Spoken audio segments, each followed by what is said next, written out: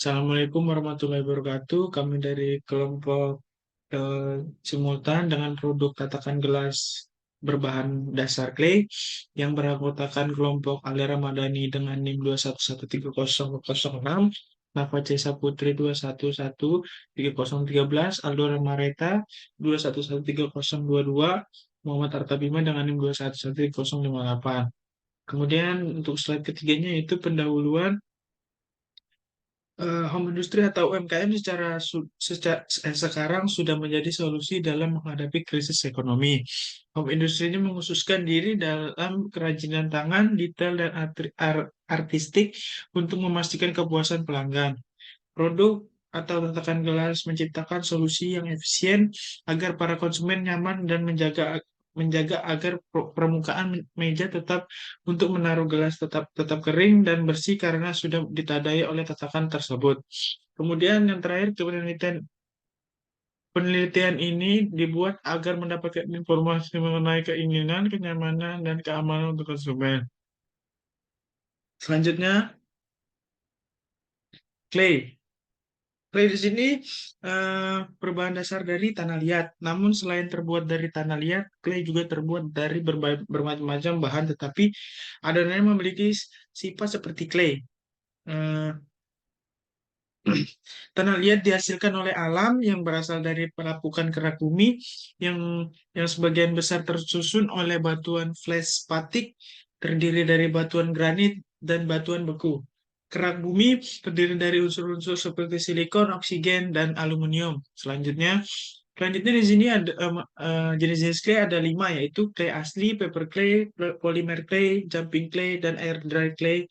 Kalau clay asli itu terbuat dari asli tanah liat yang diberi sedikit campuran tekstur yang sedikit agak keras. Kemudian kalau paper clay terbuat dari rendaman kertas yang terstruktur mirip seperti bubur. Kalau polymer clay itu terbuat dari salah satu jenis clay yang paling mahal dijual toko-toko yang berbahan dasar bahan plastik bernama polyvinyl chloride dicampur dengan pewarna bahan lainnya. Jumping clay terbuat dari non-toxic atau bisa juga jenis ini dijual menggunakan pembungkusan aluminium foil. Kemudian air dry clay ini hampir sama dengan jumping clay, tapi bentuknya lebih padat. Clay ini memiliki berbagai macam warna dan harus dibungkus menggunakan bungkusan atau plastik kedap udara. Yang selanjutnya yaitu gambaran umum perusahaan. Slide selanjutnya.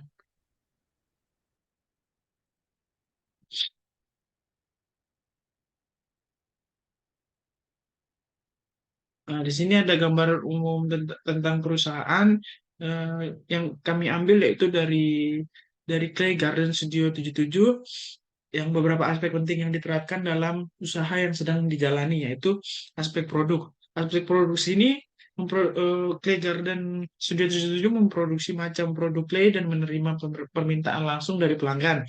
Yang produk yang dibuat berupa boneka tanah liat, aksesoris, souvenir, dan banyak produk lainnya sesuai keinginan pelanggan. Kemudian Garden Studio 77 ini juga memproduksi dan menghasilkan beragam produk dari clay yang inovatif dan variatif. Sehingga Clay Garden 77 ini mampu bersaing dengan produk lokal sejenisnya. Kemudian seperti gambar di bawah ini adalah produk dari Clay Garden Studio 77. Selanjutnya, selanjutnya itu aspek produksi. Untuk aspek produksi di sini pengolahan clay itu menjadi produk yang sudah jadi berupa pada aspek produksi. Untuk proses pertama yaitu pemilihan clay dengan sesuai permintaan konsumen. Bahan dasar dari clay yang digunakan 70% menggunakan bahan lokal dengan kualitas dan dapat disertakan dengan bahan impor. Kemudian proses kedua dan pengaplikasian clay juga sudah diminta oleh konsumen sesuai request yaitu warna, bentuk, dan bahan yang yang diinginkan sesuai request. Kemudian yang terakhir yaitu proses finishing atau pengeringan clay yang sudah dibentuk. Untuk aspek pemasaran dari clay Garden Studio 77 ini mereka memanfaatkan promosi itu menggunakan media sosial, menjual produk lewat online shop, dan menjual langsung produk di toko. Untuk target pasarnya itu anak-anak sampai dengan remaja sampai dengan 20 tahun, pengrajin atau mempunyai bisnis aksesoris, toko aksesoris. Untuk pemasar online-nya itu dari Garden sudah 7 ini menggunakan Facebook, WhatsApp, Instagram, Marketplace, dan Influence. Untuk pemesanan offline-nya itu Tree Garden Studio ini mampu berskala internasional bersama dengan Dinas Perdagangan Diaspora membuka wisata edukasi dengan workshop. Kemudian yang selanjutnya aspek SDM dan struktur organisasi. Untuk pada aspek SDM, Clay Studio 77 ini melakukan pelatihan dan bimbingan kepada para pengrajin sehingga produk Clay menjadi lebih bervariatif dan dapat menciptakan inovasi baru sehingga tercipta produk yang berkualitas. Untuk struktur organisasi dari Grace Garden 77 ini hanya terdapat pemilik usaha dan para pengrajin. Jadi pemilik usaha juga membantu dalam proses pembuatan produk, lalu untuk mempromosikan pemasaran dibantu oleh anak-anak pemilik usaha clay tersebut.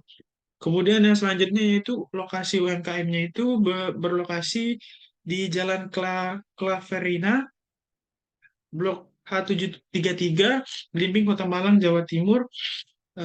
Kemudian yang selanjutnya kita akan membahas Gancar. Gancar di sini yang kita lakukan selama 1 minggu sampai yang terakhir yaitu pemasaran. Untuk persiapan survei pasar itu dilakukan pada 1 sampai dengan 5 November.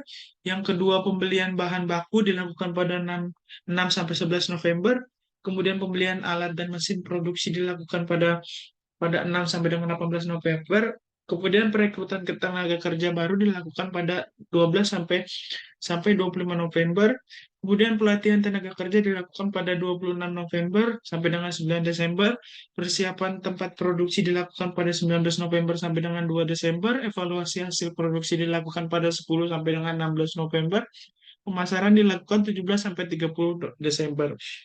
Kemudian untuk uraian data kuesioner dijelaskan oleh teman saya.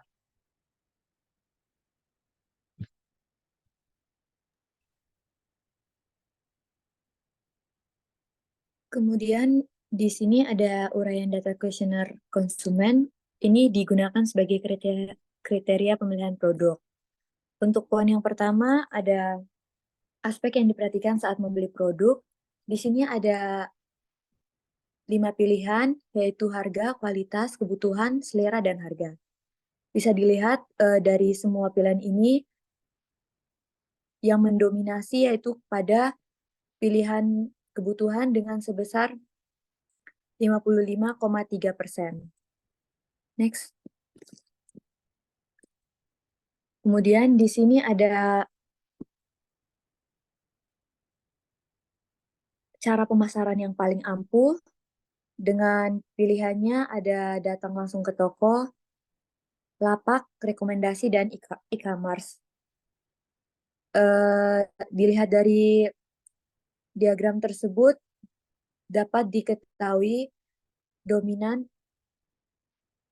pilihan yang paling dominan yaitu pada pilihan datang langsung ke toko dengan sejumlah 48,6%. Artinya, customer lebih dominan memilih pemasaran yang datang langsung ke toko, sehingga dapat melihat detail dari produk tersebut. Yang berikutnya, yang ketiga ada model yang diinginkan. Ada 4 pilihan model yang diinginkan dalam kuesioner, yaitu yang pertama, ada klasik, modern, abstrak, dan flora. Pada hasil diagram tersebut, pilihan yang mendominasi yaitu pada pilihan modern dengan sejumlah sebesar 59,5%. Artinya, customer lebih dominan memilih model yang modern daripada opsi lainnya. Poin yang berikutnya yaitu tatakan yang diinginkan. Pilihan pada poin ini yaitu ada tatakan piring, tatakan gelas, dan tatakan panci. Dapat diketahui pada diagram tersebut, customer lebih dominan memilih pada tatakan gelas dengan sebesar 59,5%. Artinya customer lebih memilih tatakan gelas yang mungkin lebih fungsional daripada opsi lainnya. Kemudian ada jenis clay yang diinginkan. Di sini terdapat pilihan jumping clay, air dry clay, paper clay, dan polymer clay. Dari hasil tersebut dapat diketahui customer lebih dominan memilih polymer clay dengan persentase sebesar 37,8%. Yang artinya customer lebih memilih polymer clay yang mungkin bahannya sangat kuat daripada opsi lainnya. Kemudian akan dilanjutkan oleh teman saya. Nah, selanjutnya di sini ada data importance rating dari kuesioner yang sudah disebarkan sebelumnya. Di sini yang pertama ada nilai rating, aspek yang diperhatikan dapat dilihat di tabel berikut. Di sini ada poin-poin seperti keterangan sangat tidak penting, kurang penting, penting, lebih penting, dan sangat penting. Dengan total responden 37 memiliki skor 241, maka di pertanyaan kuesioner yang pertama ini importance ratingnya ada 6,51. Lalu di nilai rating tahan lama dengan keterangan yang sama seperti sebelumnya, importance ratingnya ada di 7,05. Dan di nilai rating warna yang menarik, di sini importance ratingnya dapat dilihat ada 6,94. Lalu di nilai rating desain tatakan memiliki importance rating sebesar 7,70.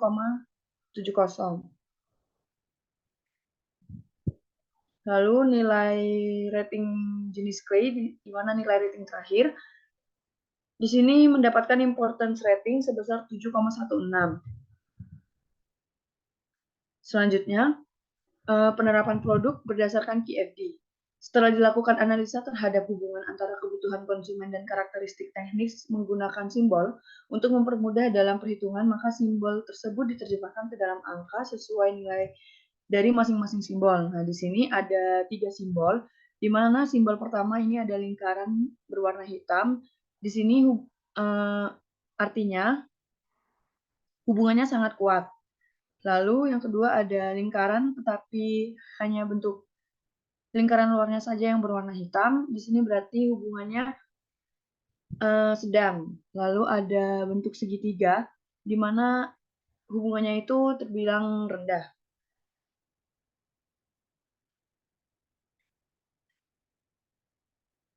Nah, selanjutnya setelah diterapkan dalam simbol, di sini kita menggunakan angka. Nah, nilai bobot kolom dari masing-masing karakteristik teknis pada gambar sebelumnya digunakan untuk menentukan prioritas pengembangan produk.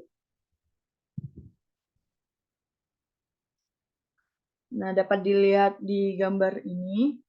Dari gambar tersebut dapat diketahui bahwa adanya hubungan antara karakteristik teknis satu dengan yang lainnya. Selanjutnya akan dilanjutkan oleh teman saya. Selanjutnya yaitu gambar alternatif dan desain produk, yaitu yang terdiri dari 3 alternatif. Yang pertama bentuk bulat, yang kedua bentuk seperti bunga, kemudian yang ketiga seperti hati. Next.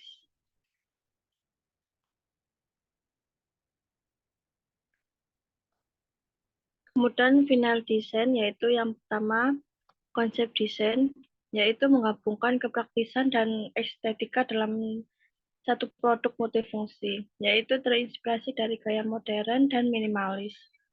Produk ini tersebut memiliki bentuk bulat yang simpel namun elegan, yaitu menciptakan solusi yang efisien untuk menjaga agar permukaan meja tempat untuk menaruh gelas tetap kering dan bersih, karena sudah ditandai oleh tatakan tadi. Kemudian yang kedua yaitu warna utama produk tersebut yaitu putih bersih dengan bahan clay polimer yang dikeringkan, dan setelah itu tahap pendesain tatakan dan pewarnaan untuk desain gambar modern sesuai request konsumen. Kemudian yaitu yang ketiga, tekstur tatakan dari bahan polimer clay yang terbuat dari PVC dan memiliki tekstur yang lembut dan lunak. Kemudian yang keempat yaitu fungsionalitas, yaitu menciptakan solusi efisien untuk menjaga agar permukaan meja, tempat untuk menaruh gelas tetap kering dan bersih karena sudah ditandai oleh tatakan tadi dan mudah. Next. Kemudian desain tersebut menghasilkan solusi praktis dan estetika dalam satu produk yang dapat meningkatkan efisiensi dan tampilan ruangan dengan sentuhan modern. Berikut tabel yang digunakan untuk menentukan produk akhir yang akan dibuat, yaitu kriteria produk. Yang pertama, desain yang modern, warna yang menarik, harga, kualitas. Kemudian yaitu yang terdiri dari 3 alternatif, yaitu alternatif produk 1, hasilnya 20, kemudian alternatif produk 2, hasilnya 11, kemudian alternatif produk 3, hasilnya 9. Next.